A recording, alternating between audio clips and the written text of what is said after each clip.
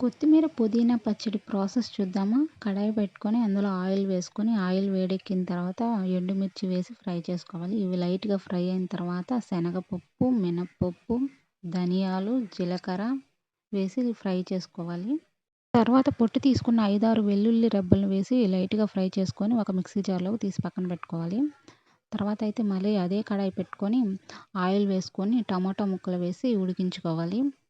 టమోటాలు 50% ఉడికిన తర్వాత పుదీనా, కొత్తిమీర వేసుకోవాలి. ఇందులోనే కొంచెం చింతపండు గూడా వేసుకొని ఉడికించుకోవాలి. ఈ విధంగా ఉడికిన తర్వాత చల్లారబెట్టుకొని మిక్సీ పట్టుకోవాలి. ముందుగా వేయించుకున్న ఎండుమిర్చిలో ఉప్పేసి మిక్సీ పట్టుకోవాలి. తర్వాత అయితే టమోటాలు, కొత్తిమీర ఉడికించి పెట్టుకున్నాం కదా! అది కూడా వేసుకొని ఈ విధంగా మిక్సీ పట్టుకొని పోపు పెట్టుకోవాలి. కడాయి పెట్టుకొని ఆయిల్ వేసి ఎండుమిర్చి, పోపు దినుసులు, కొంచెం పసుపు, కరివేపాకు, ఇంగువ వేసుకొని ఫ్రై చేసుకొని ముందుగా మిక్సీ పట్టుకున్న పచ్చడిని వేసి ఫ్రై చేసుకోవాలి. ఈ పచ్చడిని వేడి వేడి అన్నంలో కొంచెం నెయ్యేసుకొని తింటే చాలా బాగుంటుంది. వీడియోస్ కనుక మీకు నచ్చినట్లయితే లైక్, షేర్ అండ్ సబ్స్క్రైబ్.